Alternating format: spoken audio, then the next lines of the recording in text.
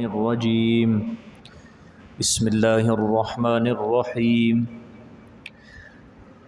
فإذا انشقت السماء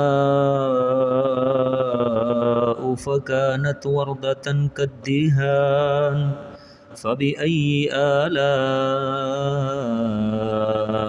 ربكما تكذبان فيومئذ لا يسأل عن ذنبه إنس ولا جان فبأي آلاء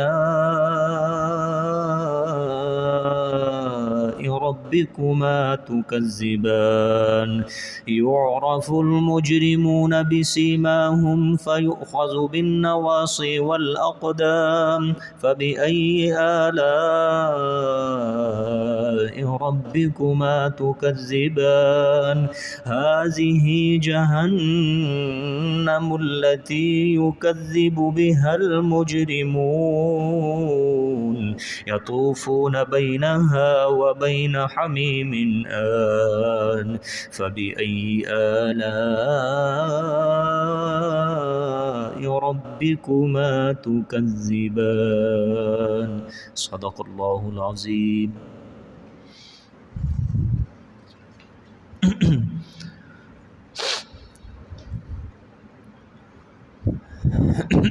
گزشتہ سبق میں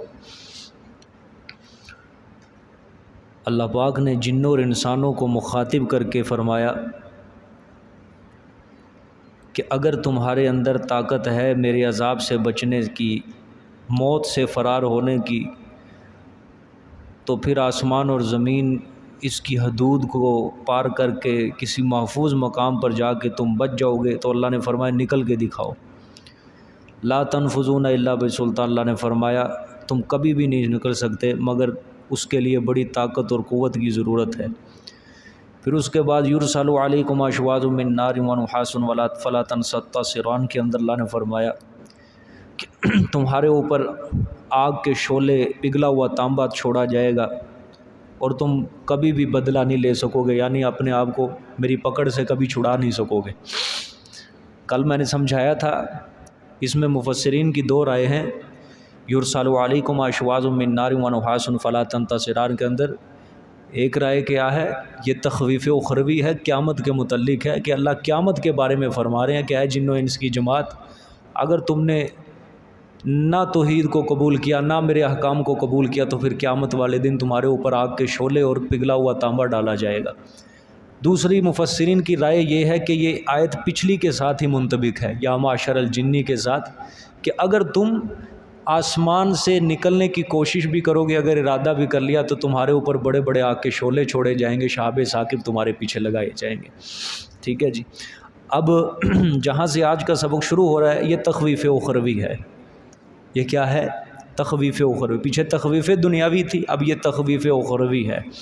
فَإِذَا انشَقَّتِ السَّمَاءُ فَكَانَتْ وَرْدَةً كَالدِّهَانِ، پس جب کہ پھٹ پڑے گا آسمان، فَكَانَتْ وَرْدَةً، پس ہو جائیں گے وہ گلابی، وردتن سرخ، کدیہان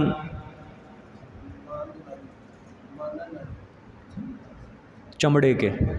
ہاں. فَإِذَا انشَقَّتِ السَّمَاءُ، پس جب کہ پھٹ پڑے گا آسمان، فَكَانَتْ وَرْدَةً، پس ہو جائیں گے وہ سرخ، کدیہان مثل چمڑے کے. ٹھیک ہے، ہو جائیں گے وہ وردتن سرخ مثل چمڑے کے. کیوں ہو جائیں گے؟ غضب الہی کی وجہ سے، غضب الہی کی وجہ سے. فَبِأَيِّ آلَاءِ رَبِّكُمَا تُكَذِّبَانِ، پس ساتھ کون سی نعمتوں اپنے پروردگار کی تم دونوں جھٹلاؤ گے. وردتن گلاب کا پھول، عربی میں اس کا معنی گلاب کا پھول کو وردتن کہا جاتا ہے. یہاں پہ اللہ پاک نے ایک تشبیہ دی ہے کہ جس طرح گلاب کا پھول سرخ ہوتا ہے اس طرح آسمان بھی کیا ہو جائیں گے؟ سرخ ہو جائیں گے، ٹکڑے ٹکڑے ہو جائیں گے شدت حرارت کی وجہ سے. کیوں سرخ ہو جائیں گے؟ شدت حرارت کی وجہ سے وہ آسمان اس طرح سرخ ہو جائیں گے کہ جس طرح گلاب کا پھول. اور پھر اللہ تعالیٰ نے اور شدت بیان کی ہے اس کے سرخ ہونے کی قدیحان مثل چمڑے کے. دیکھو گلاب کا جو پھول ہوتا ہے اور جو چمڑا ہوتا ہے ان دونوں کے رنگوں کے اندر فرق ہے. ٹھیک ہے, گلاب کا پھول ذرا کم سرخ ہوتا ہے اور جب چمڑے کو دباغت دی جاتی ہے, اچھی طرح کھال کو دباغت دے دی جاتی ہے تو وہ بہت زیادہ گہرے رنگ کا سرخ ہوتا ہے. اللہ نے فرمایا پہلے اللہ نے فرمایا فَإِذَا انشَقَّتِ السَّمَاءُ فَكَانَتْ, جب کہ آسمان پھٹ پڑے گا بس وہ ہو جائے گا مثل پھول کے. اللہ نے فرمایا اس سے بھی زیادہ سخت چمڑے کے. اس طرح وہ شدت حرارت کی وجہ سے کیا ہونے لگ جائے گا, پھٹ جائے گا. یہ ہولناک منظر قیامت برپا ہونے کے وقت ہوگا. یہ ہولناک منظر کب ہوگا؟ قیامت برپا ہونے کے وقت. اللہ پاک حکم دے گا آسمان کو کہ بس تیری مدت پوری ہو چکی, تیری ڈیوٹی پوری ہو چکی ہے. میں نے تجھے کھڑا کیا تھا اور تو نے میری ڈیوٹی مکمل کی, میرا حکم مانا, بغیر ستون کے تو کھڑا رہا, لیکن آج وہ تیرا مکمل وقت ہو چکا ہے, تیری ڈیوٹی پوری ہو چکی ہے. سمجھ آئی ہے؟ اوپر سے آسمان پھٹے گا, نیچے سے اللہ زمین کو حکم دیں گے. اذا زلزلت الارض زلزالها, اللہ تعالیٰ نے قرآن پاک میں فرمایا جب زمین کے اندر زلزلہ آ جائے گا, زلزلہ آنا. پھر سورۃ حج کے اندر اللہ پاک نے شروع میں فرمایا یا ایھا الناس اتقوا ربکم ان زلزلۃ الساعۃ شیء عظیم, اے پوری کائنات کے لوگوں اللہ سے ڈرو, بے شک قیامت کا جو زلزلہ ہے وہ بہت بڑی چیز ہے. نیچے سے زمین پھٹے گی, اوپر سے آسمان پھٹے گا, تو یہ قیامت کا ایک ہولناک منظر ہوگا. سمجھے؟ اللہ پاک ہم سب کو محفوظ فرمائے, حشر کی سختیوں سے اللہ پاک محفوظ فرمائے. تو سمجھ آ گئی, گلاب وردتن کا مطلب گلاب ہوتا ہے, قدیحان کا مطلب سرخ چمڑا. ٹھیک ہے, یہ شدت کو بیان کیا. پہلے اللہ نے فرمایا وردتن, گلاب یعنی پھول کی طرح گلاب کے. تو اللہ نے فرمایا اس سے بھی زیادہ سخت گہرے رنگ کا, یعنی جس طرح سرخ چمڑا ہوتا ہے اس طرح وہ آسمان ہو جائے گا. اللہ اکبر. فَبِأَيِّ آلَاءِ رَبِّكُمَا تُكَذِّبَانِ, پس ساتھ کون سی نعمتوں کے تم دونوں اپنے پروردگار کی تکذبان جھٹلاؤ گے. ٹھیک ہے, یہ وہی مطلب ہے کہ اللہ فرمانا یہ چاہتے ہیں کہ دیکھو یہ قیامت کے بارے میں تمہیں پہلے بتا رہا ہوں, اس کی دہشت کے بارے میں, اس کے ہول کے بارے میں میں تمہیں پہلے ہی بتا رہا ہوں کہ قیامت کا یہ منظر ہوگا. آسمان پھٹے گا اور وہ شدت حرارت کی وجہ سے سرخ ہو جائے گا, چمڑے کی طرح سرخ ہو جائے گا, ٹکڑے ٹکڑے ہو جائیں گے. اللہ پاک نے فرمایا میں پہلے ہی تمہیں بتا رہا ہوں, یہ بہت بڑی نعمت ہے تمہارے لیے کہ تم توبہ کر لو, استغفار کر لو. میں تمہیں پہلے ہی آگاہ کر رہا ہوں, پہلے ہی خبردار کر رہا ہوں کہ تم کیا کر لو, توبہ کر لو, استغفار کر لو, بچ جاؤ, قیامت کی تیاری کر لو, آخرت کی تیاری کر لو, وگرنہ قیامت کا عذاب تمہارے لیے تیار ہو جائے گا. تو یہ پہلے بتا دینا, پہلے آگاہ کر دینا کیا ہے, اللہ پاک کی بہت بڑی نعمت ہے, اس لیے توبہ کرو, استغفار کرو. آگے دیکھیں فَيَوْمَئِذٍ لَّا يُسْأَلُ عَن ذَنبِهِ إِنسٌ وَلَا جَانٌ فَبِأَيِّ آلَاءِ رَبِّكُمَا تُكَذِّبَانِ. یہ پچھلے کے بارے میں پڑھ لیں جی. لَا بِشَيْءٍ مِّن نِّعَمِكَ رَبَّنَا نُكَذِّبُ فَلَكَ الْحَمْدُ. آگے اللہ پاک نے فرمایا فَيَوْمَئِذٍ, پس اس دن نہیں پوچھے جائیں گے. فَيَوْمَئِذٍ لَا يُسْأَلُ, پس اس دن نہیں پوچھے جائیں گے. عَن ذَنبِهِ, ان کے گناہوں کے بارے میں نہیں پوچھا جائے گا. کن کن سے؟ انسوں والا جان, نہ انسانوں سے اور نہ جنات سے نہیں پوچھا جائے گا. ٹھیک ہے, کیا مطلب ہے؟ ایک تو دیکھو قرآن پاک میں بھی آتا ہے, احادیث شریف بھی اس کی طرف ہمیں آگاہ کرتی ہیں, خبردار کرتی ہیں کہ قیامت والے دن ایک ایک عمل کے بارے میں سوال ہوگا.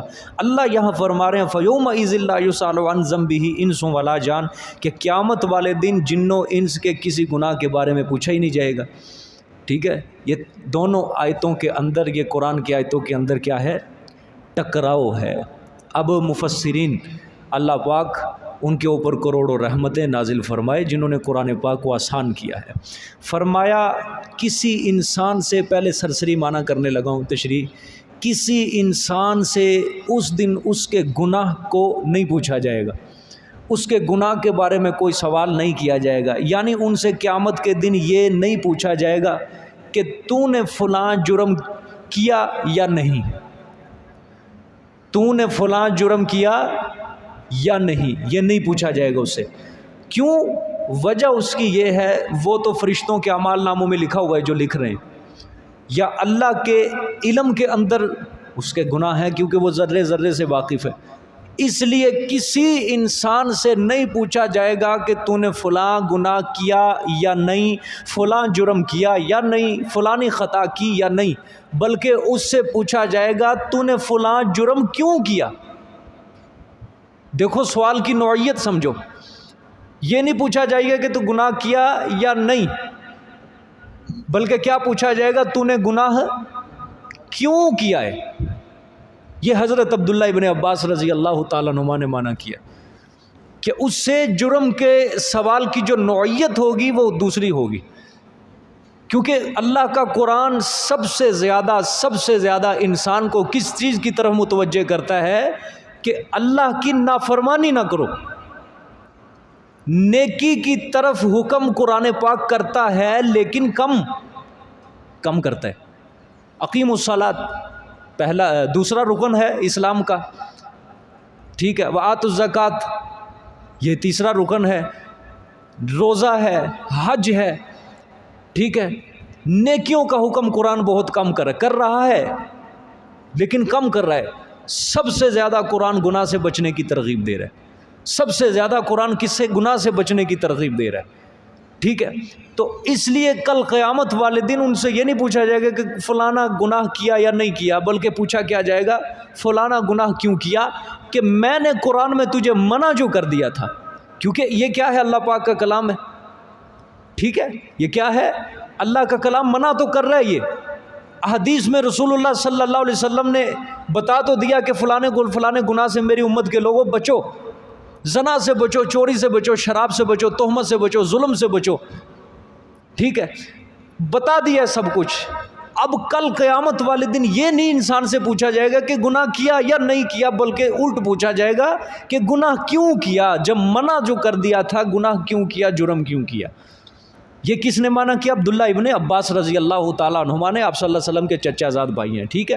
اچھا، دوسری تفسیر، فَيَوْمَئِذٍ لَا يُسْأَلُ عَنْ ذَنبِهِ انس ولا جان، فرمایا کہ فرشتے جو مجرمین کے عذاب دینے پر مامور ہیں نا، جو فرشتے کل قیامت والے دن جن کی ڈیوٹیاں ہوں گی کہ جنات اور انسان جو گناہ گار ہیں، جو مشرک تھے، جو کافر تھے، نافرمان تھے، ان کو عذاب کے اندر، جہنم کے اندر دھکیلنا، جو اس ڈیوٹی کے اوپر مامور ہو گئے، ان کو ان مجرمین سے پوچھنے کی ضرورت ہی نہیں ہوگی، ان کو ان مجرمین سے پوچھنے کی ضرورت ہی نہیں ہوگی کہ تم نے یہ جرم کیا ہے یا نہیں کیا، بلکہ ہر جرم کی ایک خاص نشانی ہر مجرم کے ماتھے کے اوپر لگ جائے گی، ہر جرم کی ایک خاص نشانی اس کے ماتھے کے اوپر کیا ہے؟ چپک جائے گی۔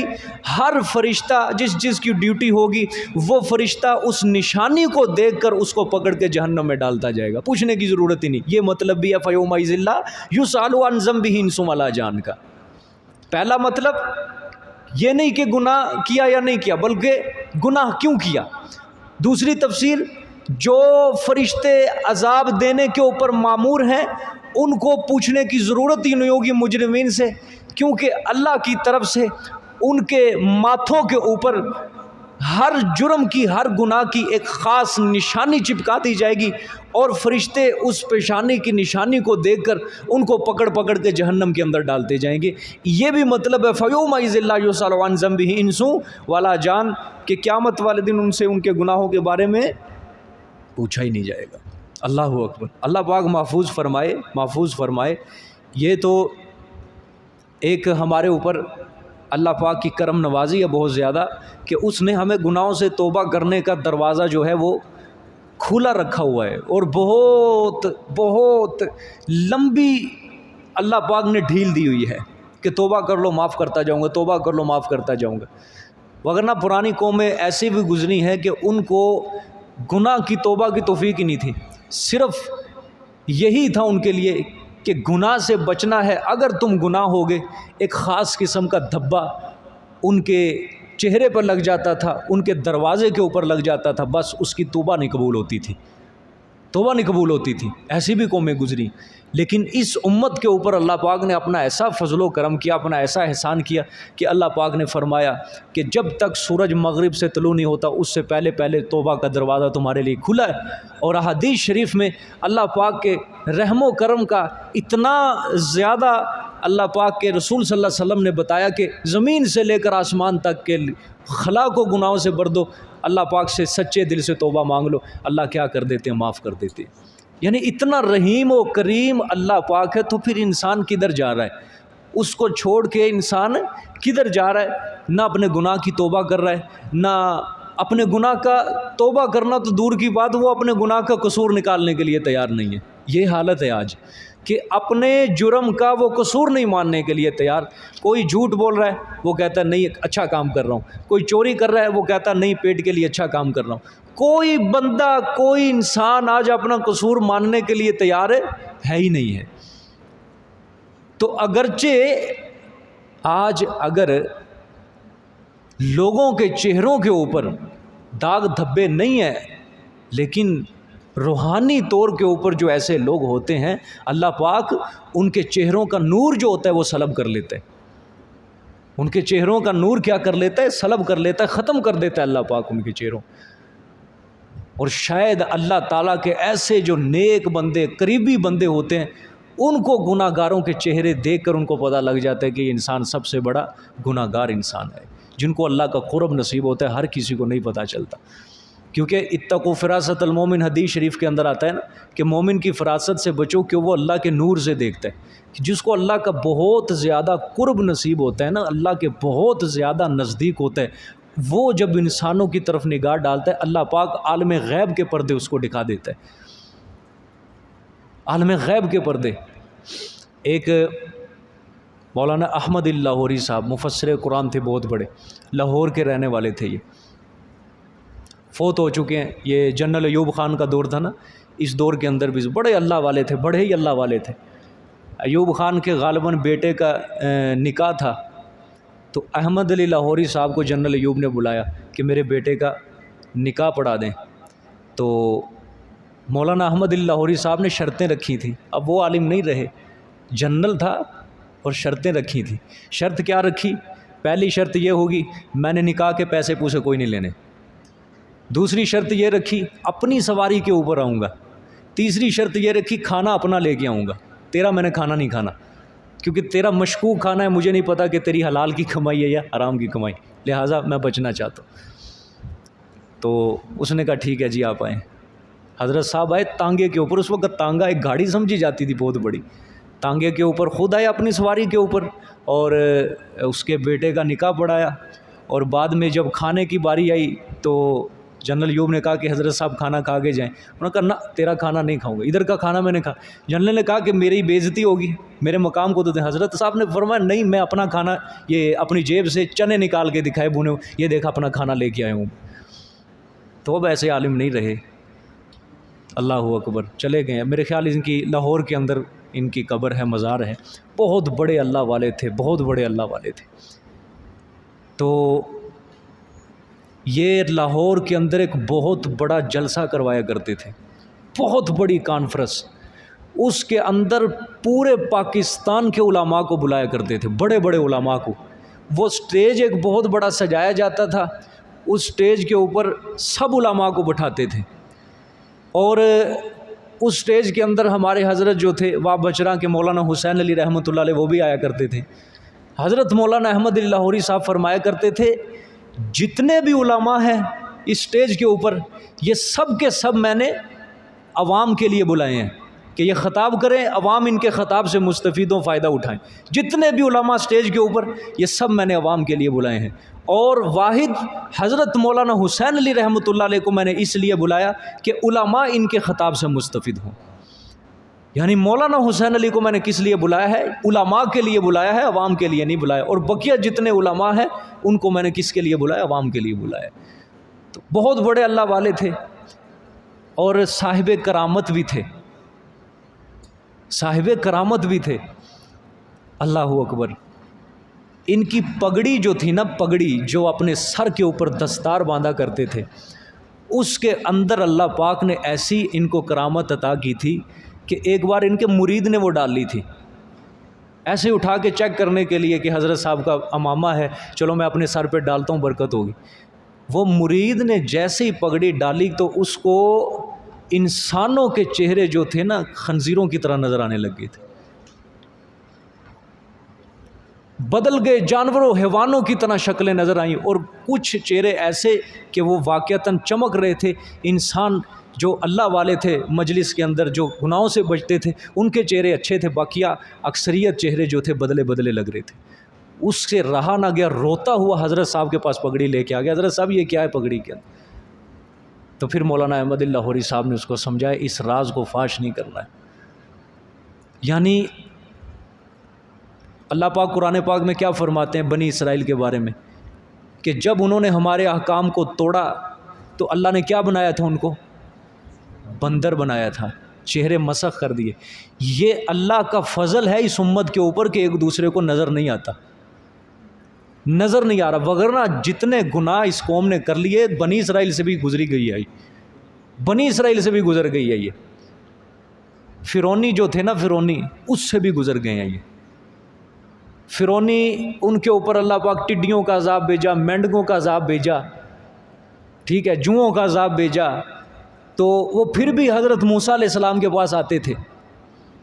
آگے کیا کہتے تھے کہ حضرت صاحب دعا کر دو، اگر یہ عذاب ٹل گیا ہم کیا لے آئیں گے؟ ایمان لے آئیں گے، ٹھیک ہو جائیں گے، مومن بن جائیں گے، لیکن یہ ایک بار اپنے اللہ سے دعا کر دو۔ حضرت دعا کرتے، لیکن وہ وعدے سے پھر مکر جاتے۔ لیکن آج دیکھو اللہ کی طرف سے آئی ہوئی آفتیں کھڑی ہیں سر پہ، اور یہ قوم سینہ تان کے کھڑی ہے کہ ہم ان چیلنج کا مقابلہ کرنے کے لیے بالکل تیار ہیں۔ میڈیا والے اپنا زور لگا رہے ہیں، اور ہمارے ماشاءاللہ بڑے بڑے ہمارے جو اوپر بیٹھے ہیں افسران، ان کو نہیں سمجھ آ رہی، وہ کہتے ہیں جی بس گھر خالی کر دو، یہ کر دو، وہ کر دو، فلاں۔ کوئی بے ایمان ایسا نہیں اٹھ رہا جو کہے اللہ سے توبہ کر لو، گناہوں کی معافی مانگ لو، اللہ کی طرف سے یہ مہلت ہے۔ ایک طرف زلزلہ آ رہا ہے اور دوسری طرف طوفان آ رہے ہیں، اور تمہیں کوئی شرم حیا نہیں آتی کہ تم قوم کو کس طرف لے کر جا رہے ہو؟ یہ گھر خالی کروا کے تم کون سا اللہ کی آفت کو ٹال دو گے؟ یہ احتیاطی تدابیر جو دنیا کی حد تک ہے نا، وگرنہ اس سمندر کو تم کیا ٹال دو گے؟ اس کی لہروں کو پیچھے کر دو گے؟ تو یہ آفتیں کس طرح ختم ہو سکتی ہیں؟ کیوں آتی ہیں یہ آفتیں؟ حضرت عائشہ صدیقہ رضی اللہ تعالیٰ عنہا نے آپ صلی اللہ علیہ وسلم سے سوال کیا تھا، آپ صلی اللہ علیہ وسلم سے سوال کیا کہ یا رسول اللہ صلی اللہ علیہ وسلم، یہ طوفان، زلزلے، یہ سیلاب، یہ کیوں آتے ہیں؟ آپ صلی اللہ علیہ وسلم نے فرمایا جب کوئی قوم کسی گناہوں کے اندر کثرت سے مبتلا ہو جاتی ہے، وہاں طوفان، آندھیاں، بے موسمی بارشیں، زلزلے، طوفان اللہ پاک اس قوم کے اوپر برپا کر دیتے۔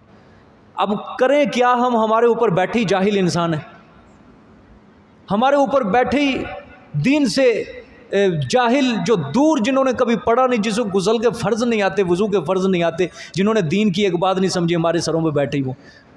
اگر کوئی اچھے لوگ بیٹھے ہوتے، عوام کو اچھا گائیڈ کرتے، اچھی رہنمائی کرتے کہ بابا یہ اللہ کی طرف سے آفت ہے، ہم نہیں بچ سکتے اگر ہم نے اپنے گناہوں سے توبہ نہ کی۔ سمجھ آئی کہ نہیں؟ حضرت موسیٰ علیہ الصلاۃ والسلام، ان کے دور کے اندر بارش بند ہو گئی، بارش بند ہو گئی، قحط سالی پڑ گئی۔ حالانکہ یہ اللہ کی طرف سے کیا ہوتا ہے؟ آفت ہوتی ہے، قحط سالی پڑ جائے، اللہ معاف کرے، انسان بھوکا مر جاتا ہے۔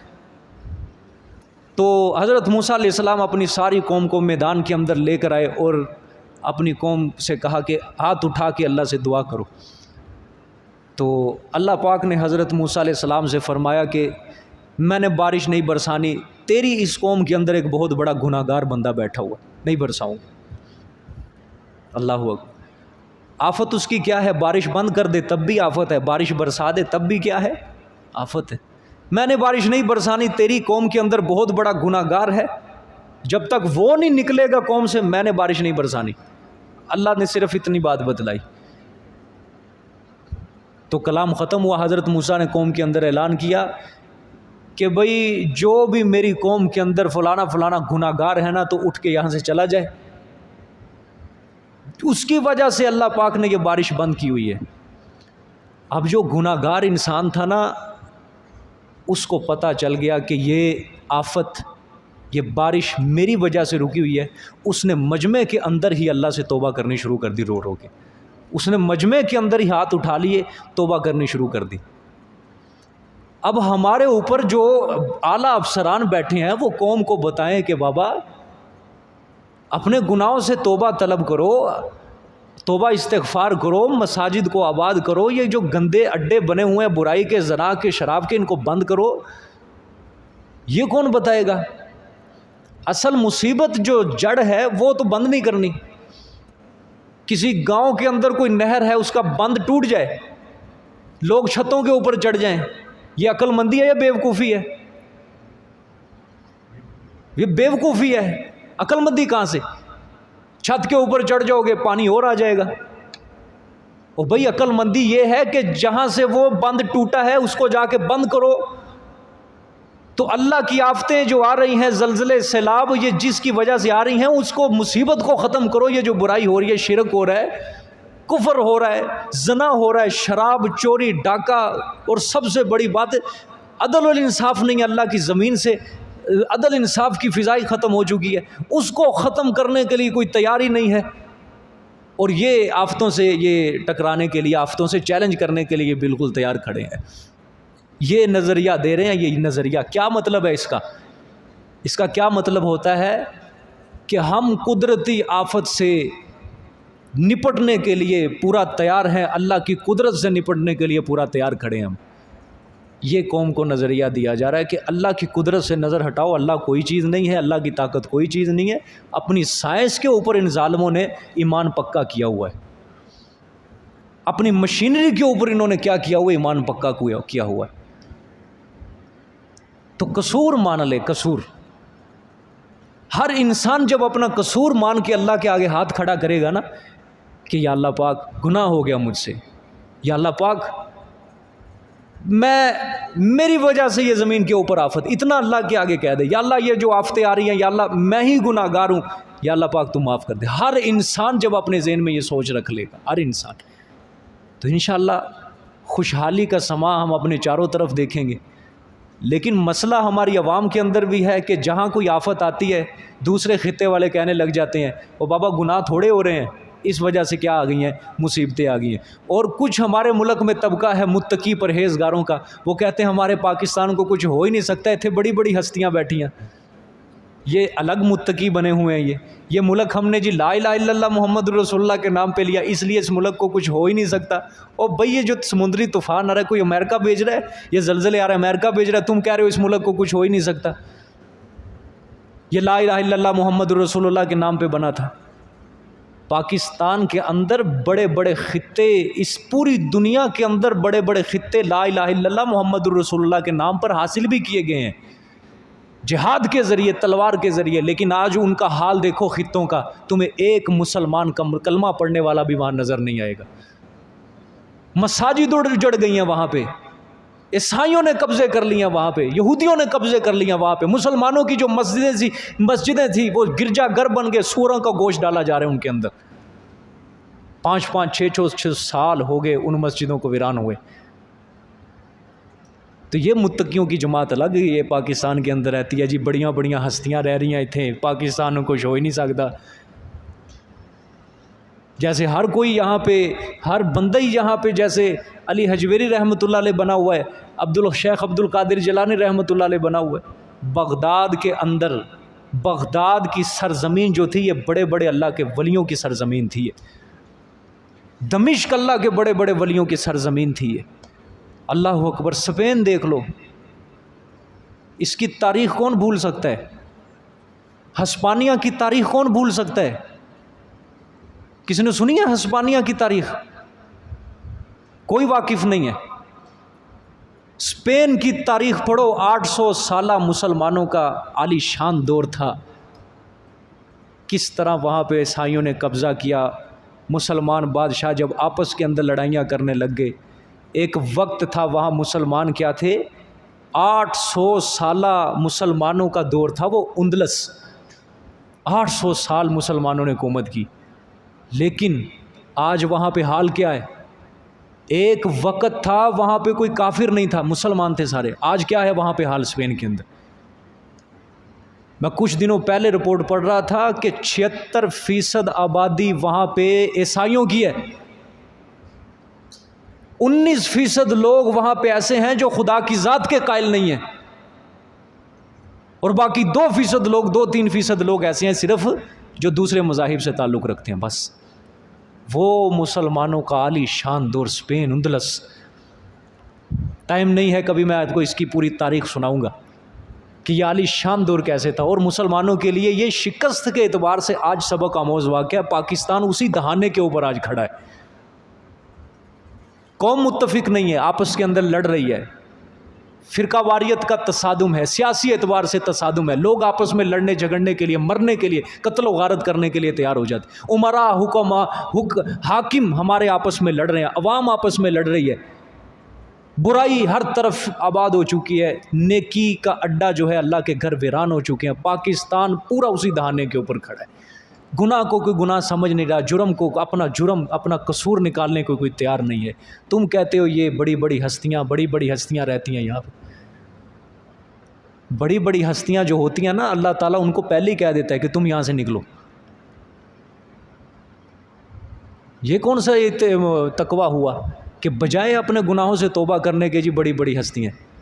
مشرکین مکہ بھی یہی عقیدہ رکھتے تھے کہ ہمارے جو بڑے بڑے ہیں نا معبود، یہ ہمیں مصیبتوں سے بچا لیں گے.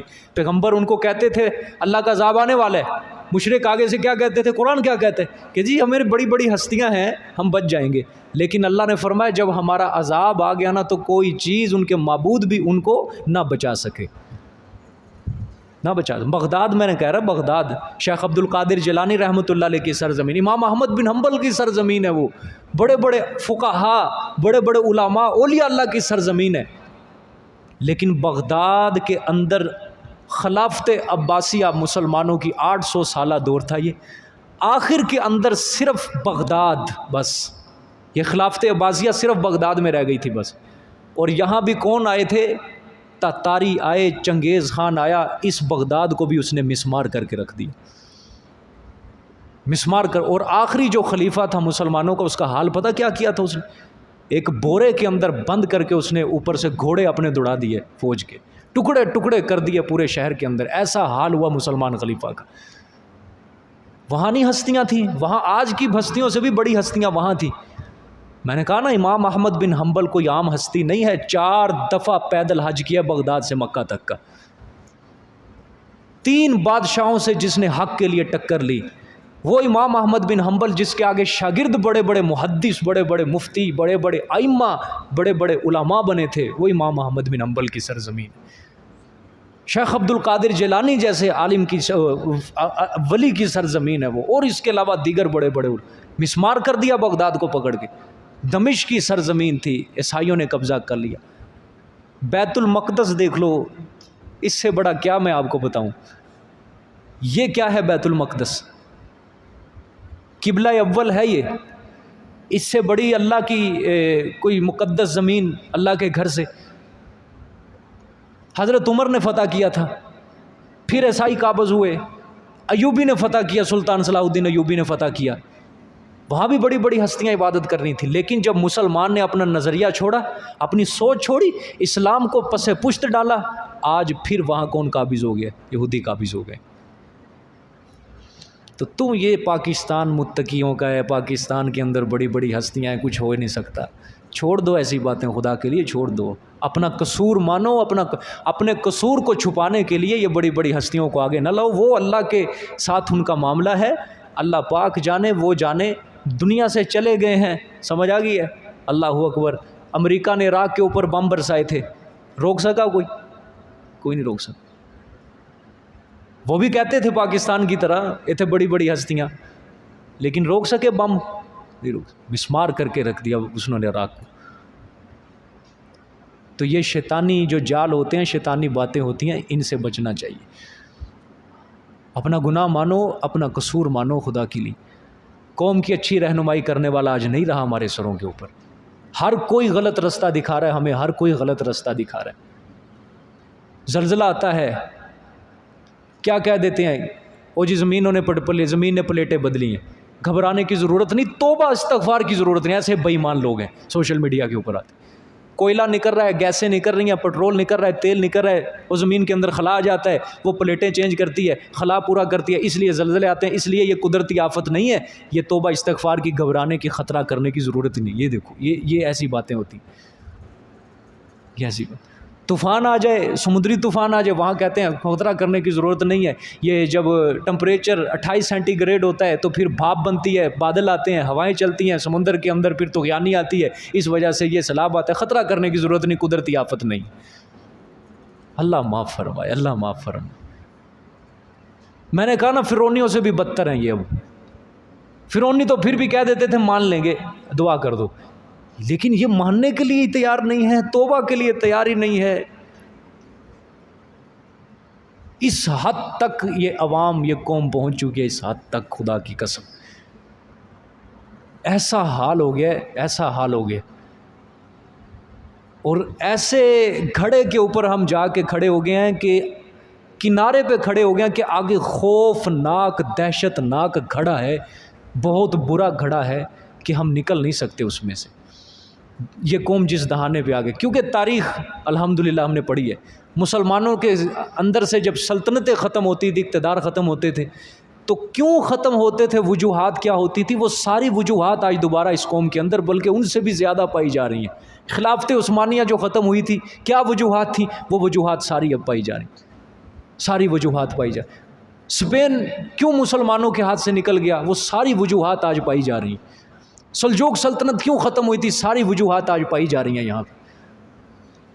غزنوی کی سلطنت عالی شان تھی، کیوں ختم ہوئی تھی، ساری وجوہات اس میں، بلکہ بڑھ گئی ہیں، بڑھ گئی ہیں. یہ تو پتہ نہیں، اللہ پاک کا حوصلہ بہت زیادہ ہے، بلند حوصلے والا ہے، اس کا کرم برس رہا ہے ہمارے اوپر کہ بچے آ رہے ہیں، بچے آ رہے ہیں، بچے آ رہے ہیں. وگرنہ اس قوم نے اللہ کا مقابلہ کرنے کے اندر کوئی کسر نہیں چھوڑی ہے، کوئی کسر نہیں چھوڑی. تو حضرت موسیٰ علیہ السلام کا جو وہ بندہ تھا نا، اس نے ہاتھ اٹھائے، ہاتھ اٹھا کے اس نے دعا کی، اللہ مجھے توبہ قبول فرما، میں معافی مانگتا ہوں یا اللہ پاک تو بارش برسا دے. اللہ اکبر. اللہ پاک نے بارش برسانے کا ارادہ کر لیا. حضرت موسیٰ علیہ السلام کو بتایا کہ اب میں نے بارش برسانے کا ارادہ کر لیا ہے، اب میں اپنے فلانے بندے سے راضی ہو چکا ہوں. حضرت موسیٰ نے سوال کیا، یا اللہ کہ وہ بندہ تو دکھا جس سے آپ راضی ہو گئے ہیں. حضرت اللہ تعالیٰ نے فرمایا حضرت موسیٰ علیہ السلام سے، جب میں اپنے بندے سے ناراض تھا میں نے تب نہیں تجھے اس کا پتہ بتایا، اب میں راضی ہو چکا ہوں، اب میں کسے بتا دوں اس کا. یعنی اللہ اتنا خوش ہوتا ہے بندے کی توبہ اور استغفار کے اوپر. توبہ کرو خدا کے لیے، استغفار کرو، اپنی نمازوں کے اوپر توجہ دو، سنت رسول صلی اللہ علیہ وسلم کے اوپر توجہ دو. کس طرف یہ قوم بھاگ رہی ہے. کبھی آپ ڈیوٹیوں پہ جاتے ہیں نا، تم تو قرآن پڑھتے ہو نا، ڈیوٹیوں پہ جاتے ہو، یہ اپنے نوکر ملازم جو سڑکوں کے اوپر ادھر ادھر جا رہے ہوتے ہیں نا، ان کو دیکھ کے ذرا سوچا کرو یہ کدھر جا رہے ہیں. یہ جو اب سبق پڑھ رہے ہو صبح کو جا کے نا دیکھنا کہ ہم نے قرآن کے اندر کیا پڑھا ہے، اور یہ قوم، یہ بندہ اتنا دین سے دور ہے، اس کو کیا پتہ مالک کیا ہے، اس کو کیا پتہ اللہ کون ہے، اللہ کیا ہے، کیا طاقت ہے، کیا قدرت ہے. کبھی سوچا کرو، دیکھا کرو ان کو، دیکھا کرو ان کو. کبھی حال کیا ہو گیا ہے مدینہ کے منافقوں کے اندر اور آج کی اس قوم کے اندر کوئی فرق نہیں رہا. جس طرح وہ دین سے بھاگ رہے تھے مدینہ کے منافق، صرف اوپر اوپر سے اسلام تھا، وہ دعوے کر رہے تھے، آج یہ قوم بھی دعوے کے اوپر آ گئی ہے. کوئی نیکی کا کام کرنے کے لیے تیار نہیں ہے، کوئی اللہ کے دین کی طرف آنے کے لیے تیار نہیں ہے، صرف زبان سے دعوے کر رہے ہیں کہ ہم مسلمان ہیں، ہم مسلمان ہیں. بس وہ بھی یہی کام کرتے تھے. جہاد آتا تھا وہ بھاگتے تھے، رخصتیں لیتے تھے. اللہ نے قرآن کے اندر منافقوں کی خصلتیں بیان کی، دنیا کے پیچھے بھاگ رہے ہیں، یہ قرآن نہیں چاہتے، دین نہیں چاہتے، یہ میرے پیغمبر سے دل میں کھوٹ رکھتے ہیں، پیغمبر کے رستے پہ نہیں چلنا چاہتے. یہ بھی قوم ایسے ہی کر رہی، یہ بھی قوم ایسے ہی کر رہی ہے. تو فرق کیا ہے ہمارے اور ان کے درمیان؟ کوئی فرق نہیں. اللہ پاک ہمیں صحیح سوچ، صحیح سمجھ نصیب فرمائے، صراط مستقیم کا اللہ پاک صحیح رستہ نصیب فرمائے. آپ قرآن پڑھنے والے ہیں، آپ اللہ کا شکر ادا کریں کہ اللہ پاک نے کچھ نہ کچھ اپنی پہچان سے نواز دیا ہے، کچھ نہ کچھ اپنی پہچان سے نواز دیا ہے، کچھ نہ کچھ اللہ پاک نے اپنے بارے میں ہمیں تعارف کروانے کا اللہ پاک نے توفیق دے دی ہے. ماشاءاللہ سورۃ فاتحہ سے کون کون پڑھ رہا ہے یہ کلاس کے اندر؟ شروع سے سورۃ فاتحہ سے. چلو جو بھی سورۃ آل عمران، یہ تو شروع والے پارے ہیں. زیادہ مدت کس کس کو ہو چکی ہے؟ چلو اکثریت ایسی ہے، زیادہ مدت ہو چکی. لیکن آپ قرآن پاک کے اندر دیکھ لو کیسے کیسے اللہ پاک مضامین بیان کرتے. ان کے بارے میں سوچو جن کو پتہ ہی کچھ نہیں. اپنے رشتہ داروں کے اوپر ہی نظر دوڑا لو جن کو پتہ ہی کچھ نہیں. بھاگ رہے ہیں دنیا کی طرف، ذلیل ہو رہے ہیں دنیا کی طرف، اللہ کی طرف آنے کے لیے وہ تیار ہی نہیں ہے. خدا کی قسم ایسے لوگ بھی ہیں 24 گھنٹے پورے دنیا کو دے دیں گے، ذلیل ہو جائیں گے، پیسے 100 روپے پیچھے ذلیل ہو جائیں گے 24 گھنٹے. لیکن جب ان سے کہو گے نا نماز پڑھا مسجد کے اندر، ٹائم نہیں ہے میرے پاس. ایسے ذلیل انسان بھی ہیں، ٹائم نہیں ہے میرے پاس. جس مقصد کے لیے اللہ نے دنیا میں بھیجا ہے تجھے، وہ ٹائم ہی نہیں ہے اس کے لیے. اللہ اکبر. مقابلہ دیکھو، مقابلہ اللہ سے. جس مقصد کے لیے اللہ نے دنیا میں بھیجا اس کے لیے ٹائم ہی نہیں ہے. نماز کے لیے ٹائم نہیں ہے جو رکن ہے اسلام کا. اللہ کے رسول صلی اللہ علیہ وسلم نے فرمایا بین الکفر والمؤمن متعمدا ترک الصلاۃ. جس نے یعنی نماز جو ہے کافر اور مسلمان کے درمیان فرق کرنے والی ہے. بین الرجل و بین الکفر ترک الصلاۃ، یعنی نماز کا چھوڑنا یہ آدمی اور کفر کے درمیان، مسلمان کے درمیان کیا کرتی ہے؟ فرق کرتی. یعنی جس نے نماز چھوڑ دی سو گویا وہ کیا ہو گیا؟ کافر، کفر والا کام کیا. من ترک الصلاۃ متعمدا فقد کفر. فرمایا جس نے جان بوجھ کے نماز چھوڑا اس نے کفر کیا. اور بے نمازی کی بڑی نحوست ہوتی ہے، زمین پہ بھی، گھر کے اندر بھی، محلے کے اندر بھی بڑی نحوست ہوتی ہے. جس نے نماز چھوڑ دی اللہ کے کون سے حکام کو پورا کر لے گا؟ حضرت شیخ سعدی رحمۃ اللہ علیہ نے فرمایا کہ جو نماز نہیں پڑھتا اس کو قرض نہ دو، اس کو قرض نہ دو. مطلب کیا ہے کہ جب وہ اللہ کا قرض نہیں ادا کر رہا، وہ تیرا قرض دوبارہ کس طرح ادا کر دے گا؟ جو بے نمازی ہے اس سے وعدہ نہ کرو، جو بے نمازی ہے اس سے زیادہ معاملات نہ رکھو. جب وہ اللہ کے ساتھ ہی دغا بازی کر رہا ہے، اللہ کے کام پورے کرنے کے لیے تیار نہیں امال کے کل کے، وہ تیرے ساتھ کس طرح وفا کر لے گا؟ تو ایسا انسان نحوست منحوس محلے کے اندر، گھر کے اندر، علاقے کے اندر نحوست کا باعث ہوتا ہے. اور ہماری آبادی تو ماشاءاللہ اکثریت ہی کیا ہے؟ بے نمازی ہے. پتہ ہی نہیں نماز کے بارے میں، نماز پڑھنی کیسے ہے، پتہ ہی نہیں ہے نماز کے بارے میں. اور جو پڑھ رہے ہیں ان کو یہ نہیں پتہ پڑھنا کیا ہے، وہ کیسے پڑھنا ہے. یہ تو حال ہو چکا ہے ہمارا. کیا بنے گا اس قوم کا، کیا بنے گا اس قوم کا؟ فتویٰ ہے فتویٰ پوری امت کے علماء کا. جس نے قرآن کو تلفظ کے ساتھ قرآن پڑھتے ہوئے، نماز کے اندر قرآن پڑھتے ہوئے اگر تلفظ کی ایسی غلطی آ گئی کہ جس سے قرآن کا معنی بدل جائے، اس کی نماز نہیں ہوتی. پوری امت کے علماء کا فتویٰ ہے. لحن جلی جس کو کہتے ہیں، حرام غلطی. مثال کے طور پہ علیم، عین الف سے علیم، علیم علیم، عین والا علیم یہ مخرج ہے. علیم الف سے، علیم کا مطلب دردناک عذاب، اور علیم کا مطلب جاننے والا. قرآن پاک میں ان اللہ علیم حکیم، بے شک اللہ کیا ہے؟ جاننے والے، حکمت والے. اگر آپ علیم کو پڑھیں گے ان اللہ علیم، بے شک اللہ دردناک ہے. بدلا کے نہیں مانا، اس کو کہتے ہیں لحن جلی، حرام غلطی. اس سے نماز ہی قبول نہیں ہوتی. قل هو اللہ احد، ایک 2 نقطوں والا کاف ہوتا ہے، ایک ڈنڈے والا کاف ہوتا ہے، دونوں سے معنی بدل جاتا ہے. کل ڈنڈے والا کاف جو ہوتا ہے اس کا مطلب کھاؤ، قل کہو. اس لیے میں آپ سے بار بار گزارش کرتا ہوں، کم از کم کتنے مسجد کے اندر قاری صاحب ہیں؟ 4-5 تو ہیں. اپنی کم از کم نماز سنا لو ایک بار ان کو. آخری قرآن پاک کا پاؤ خدا کے لیے یہ پڑھ لو اچھی طرح تلفظ کے ساتھ، جو نماز کے اندر پڑھتے ہیں.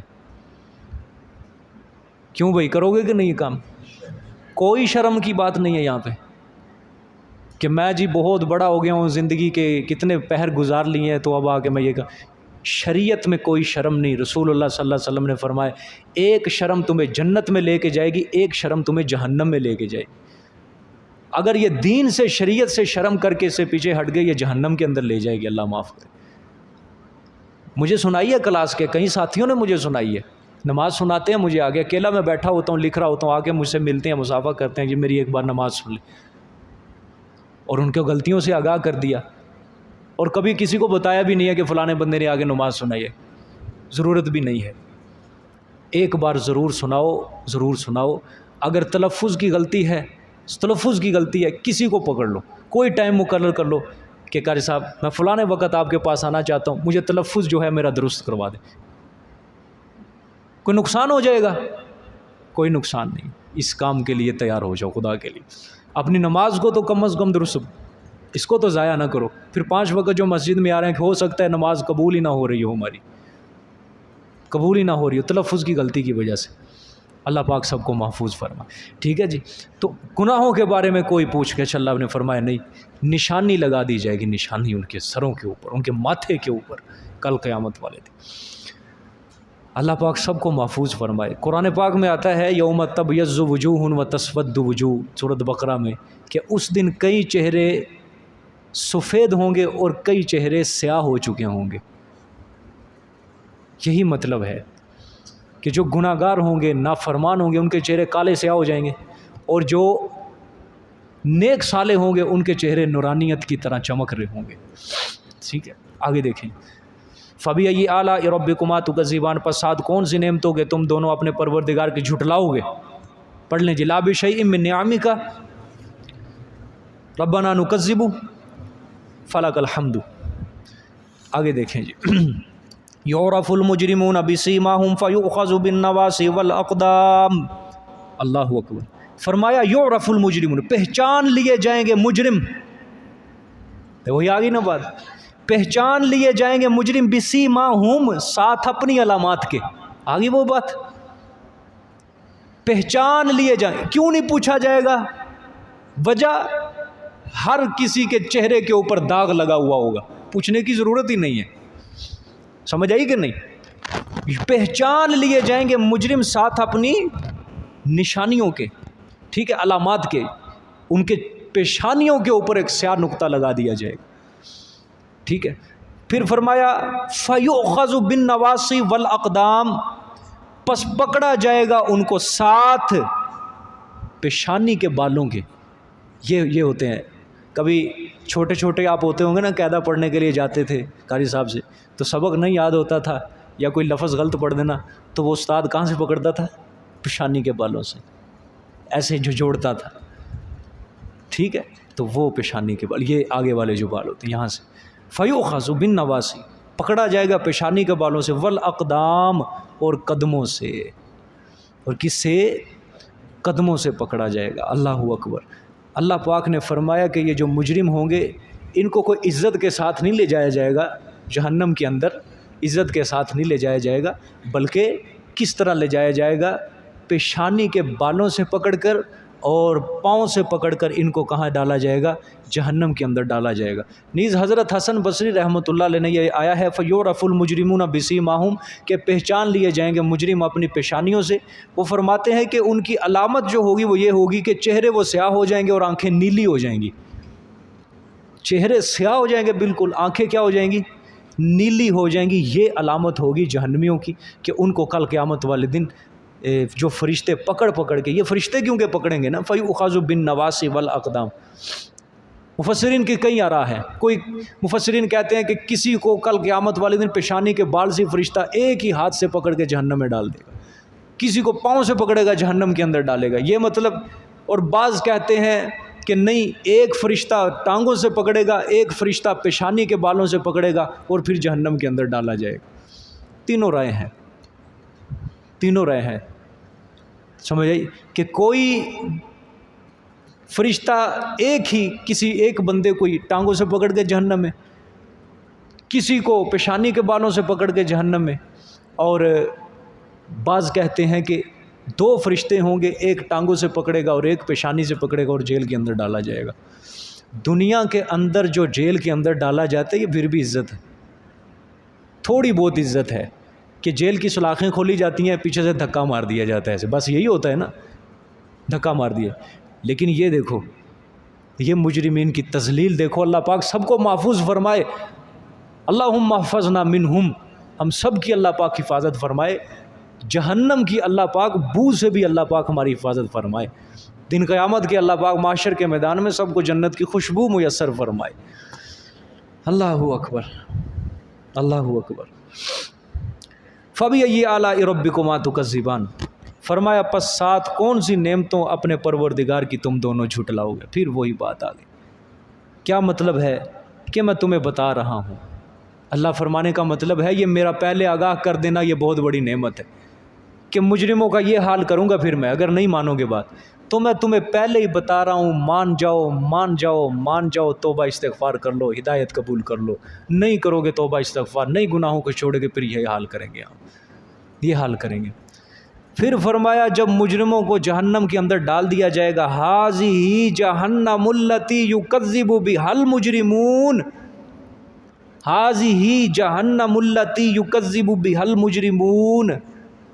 پھر کیا کہا جائے گا ان کو کہ یہ ہے جہنم، یہ ہے جہنم التی یکذب، وہ جہنم جو جھٹلاتے تھے، بہا ساتھ اس کے، المجرمون مجرم لوگ. یہ ہے وہ جہنم جس کو مجرم کیا کرتے تھے؟ جھٹلایا کرتے تھے دنیا کے اندر کہ جہنم کوئی چیز نہیں ہے، جہنم کوئی چیز نہیں ہے، عذاب کوئی چیز نہیں ہے. اللہ پاک نے فرمایا یہ دیکھو جہنم. غالباً پیچھے سورۃ طور کے اندر گزرا، اللہ پاک نے وہاں پہ یہی مضمون ملتا جلتا بیان فرمایا کہ جب ان کو جہنم میں ڈالا جائے گا نا، اللہ فرشتوں کو حکم دے گا ڈالو ان کو جہنم. اللہ کیا فرمائیں گے؟ اب کہو ذرا یہ جادو ہے، اب کہو ذرا یہ جادو ہے. اپنی آنکھوں سے دیکھو، آنکھوں سے اللہ فرمائیں گے آنکھوں سے دیکھو. اس جہنم کا انکار کرتے تھے، دیکھو اب انکار کر کے دکھاؤ اس کا. دنیا میں کہتے تھے نا جادو ہے جادو ہے جادو ہے، کرو انکار اب جہنم کا. تو یہاں پہ یہ ہے وہ جہنم جس کا مجرم کیا کرتے تھے؟ انکار کرتے تھے. ایک ہوتا ہے اعتقادی طور پہ جہنم کو نہیں مانگنا. کوئی کہے کہ میں جہنم کو سرے سے تسلیم نہیں کرتا، ہے ہی نہیں جہنم. ایک ہے یہ اعتقاد رکھنا، اس سے تو انسان دائرہ اسلام سے نکل جاتا ہے، خارج ہو جاتا ہے، کیونکہ جہنم ہے چیز ہے اللہ کی بنائی ہوئی. ایک ہے عملی طور پہ انکار کرنا، جو کہ آج مسلمان کر رہے ہیں، جن کو پتہ ہی نہیں ہے جہنم کے اندر جانا ہے، مر جائیں گے اگر یہ کام کیے. ایک یہ ہے عملی انکار. عمل سے یہ ثابت کیا کر رہے ہیں کہ ہم بخشے بخشائے ہیں، ہم بخشے بخشائے ہیں، جہنم کا ہمارے سے کوئی لینا دینا نہیں، کوئی واسطہ نہیں ہے. ایک یہ آج کے مسلمان نے کہا نا وہی متقی. ہر کوئی اپنے آپ کو کیا سمجھ بیٹھا ہے؟ متقی، مومن، اعلیٰ درجے کا مومن. اگر جہنم سے بچنا اور جنت کمانا اتنا آسان ہوتا تو وہ بھی 313 مسلمان تھے جنہوں نے لڑ کے جان کی بازیاں لگا کر اللہ کو منایا. بیٹھے رہتے تسبیح خانوں کے اندر، دنیا کماتے آرام سے، نمازیں پڑھتے. کیا ضرورت تھی ان کو صحرائی میدانوں کے اندر اللہ کے جہاد کے لیے دھوپ کے اندر سفر کرنے کی؟ نیچے تپتا ہوا ریت ہے، اوپر تپتی ہوئی دھوپ ہے، اور پانی بھی ان کے پاس قلت کے ساتھ ہے، کھانے پینے کا راشن نہیں ہے ان کے پاس، اور وہ اللہ کے دین کی بلندی کے لیے کیا ہے؟ پیدل سفر کر رہے ہیں. کوئی ادھر جا رہا ہے مکہ، کوئی بغداد، کوئی شام، کوئی بصرہ، کوئی کوفہ، کوئی مصر جا رہا ہے. کیا ضرورت تھی ان کو یہاں ادھر ادھر جانے کی؟ سب بیٹھے رہتے مدینہ کے اندر. مدینہ سے بڑی مقدس سرزمین ان کے لیے کون سی ہو سکتی تھی جہاں رسول اللہ صلی اللہ علیہ وسلم کے قدم لگے؟ کیا ضرورت تھی اولیاء اللہ کو پوری رات کھڑے ہو کے مصلی کے اوپر اللہ کو منانے کی؟ کیا ضرورت تھی ان کو اللہ اللہ کا ذکر کرنے کی، کروانے کی؟ اگر یہ جہنم سے بچنا اور جنت کمانا اتنے آسان ہو گیا آج، پھر تو یہ اللہ تعالیٰ کے انصاف کے خلاف ہے کہ وہ عبادت کر کے، زیادہ عبادت کر کے وہ جنت لے گئے، اور یہاں گناہ کر کے زمین کو کالا کر دیا ظالموں نے. اب آسمان سے بھی برداشت نہیں ہو رہے یہ گناہ، سمندر سے برداشت نہیں ہو رہے، زمین سے برداشت نہیں ہو رہے، اور یہ جنتی. آج ہمارے اندر و غیروں کے اندر فرق کیا ہے؟ کرو فرق. یہودی تجارت کرتے ہیں، ہم تجارت کرتے ہیں. کاروبار کرتے ہیں وہ، ہم کاروبار کرتے ہیں. ان کی تجارت یہودی عیسائی کی ہم سے اچھی ہے کہ نہیں؟ چلو جو بھی ہے، ان کی معیشت ہم سے اچھی ہے. ان کی تجارت ہم سے اچھی ہے، ان کا رہن سہن بھی ہم سے اچھا ہے،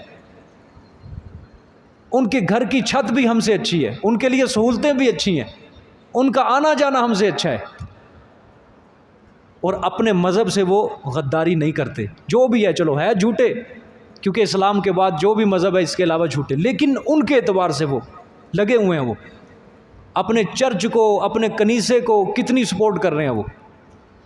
ادھر کیا ہے، نہ انہوں نے اپنے دین سے وفا کی، نہ ان کے پاس دنیا رہی نہ دین رہا، کچھ بھی نہیں رہا، نہ خدا ملا نہ وصال صنم، نہ ادھر کے رہے نہ ادھر کے۔ یہ قوم کا حال ہے آج۔ تو پھر جب ہمارے پاس دنیا بھی نہیں رہی، دین بھی نہیں رہا، نہ تجارت اچھی، ہر کام کے اندر جھوٹ، سود، رشوت، پھر یہ کیسا انصاف ہے کہ یہودی عیسائی جہنم میں جائیں اور یہ جنت کے اندر چلے جائیں؟ یہ کیسا انصاف ہو گیا؟ پھر کیسا انصاف ہو گیا؟ زنا یہ کر رہے ہیں، شراب یہ پی رہے ہیں، ہر غلط کام کوئی چھوڑا نہیں ہے، قوم لوط کا کام ان کے اندر ہے، اور یہ جنت کے اندر چلے جائیں اور وہ جہنم کے اندر چلے جائیں۔ ان کو عبادت کرنے کی بھی کوئی ضرورت نہیں ہے، ان کو نماز چھوڑ دیں کوئی فرق نہیں پڑتا، اور یہ جنت کے اندر چلے جائیں۔ یہ اللہ کے انصاف کے خلاف ہے، یہ اللہ کے انصاف کے خلاف ہے۔ یعرف المجرمون بسیماہم فیؤخذ بالنواصی والاقدام فبأی آلاء ربکما تکذبان۔ پڑھ لو جی، لا بشیء من نعمک ربنا نکذب فلک الحمد ھذہ جہنم التی یکذب بہا المجرمون۔ یہ ہے جہنم، وہ جو جھٹلاتے تھے ساتھ اس کے مجرم، پھر تو انکار نہیں ہوگا۔ یطوفون بینہا وبین حمیم آن، چکر لگائیں گے وہ درمیان اس آگ کے، یطوفون بینہا، چکر لگائیں گے وہ جہنمی، چکر لگائیں گے درمیان اس آگ کے، وبین حمیم آن، اور درمیان گرم پانی، کھولتے ہوئے پانی کے، کہ اللہ فرما رہے ہیں ان کے لیے رکھا ہی کیا ہے۔ جہنم کے اندر کوئی سکھی جگہ تو نہیں ہوگی کہ وہ سانس لینے کے لیے نکل جائیں یا کسی ساحل کے اندر جا کے رک جائیں، کوئی، اللہ نے فرمایا سانس تک لینے کے لیے سکون آرام کی جگہ ہے ہی نہیں وہاں پہ۔ یہ فرمانے کا یعنی آگ کے اندر ہیں، اگر وہ نکل بھی گئی آگ سے، پانی کی پیاس لگ گئی تو پانی کیسا ملے گا؟ گرم کھولتا ہوا پانی۔ اور اللہ کا قرآن کیا کہتا ہے؟ ایسا پانی ہوگا، ایسا پانی ہوگا کہ یہ نیچے والا ہونٹ جو ہے یہ اتر کے سارا یہ ناف تک آ جائے گا، انتڑیاں پیٹ کی نکل جائیں گی، اور ان کے اوپر جب کھولتا ہوا پانی ڈالا جائے گا سارے جسم کی کھال گل سڑ جائے گی، ایسا پانی۔ اگر بھوک لگے گی تو وہ زقوم کا درخت ہے جس کا قرآن پاک میں 2 بار تذکرہ آیا غالباً، پینے کے لیے پانی کھولتا ہوا ملے گا، اور جب بھوک پیاس نہیں ہے تو پھر آگ گئے۔ یہ مطلب یطوفون بینہا وبین حمیم، چکر لگائیں گے بس، ادھر ادھر پھرتے، ادھر جاؤ آگ، ادھر جاؤ کھولتا ہوا پانی، ادھر جاؤ درخت ہے زقوم کا۔ فبأی آلاء ربکما تکذبان، پس ساتھ کون سی نعمتوں اپنے پروردگار کی تم دونوں جھٹلاؤ گے؟ ٹھیک ہے، اللہ نے فرمایا یہ میں بتا رہا ہوں، لوگوں بتا رہا ہوں، پہلے ہی بتا رہا ہوں، جہنم ایسی ہے، کھولتا ہوا پانی ہے آگ، توبہ استغفار کر لو، اپنے گناہوں سے معافی مانگ لو۔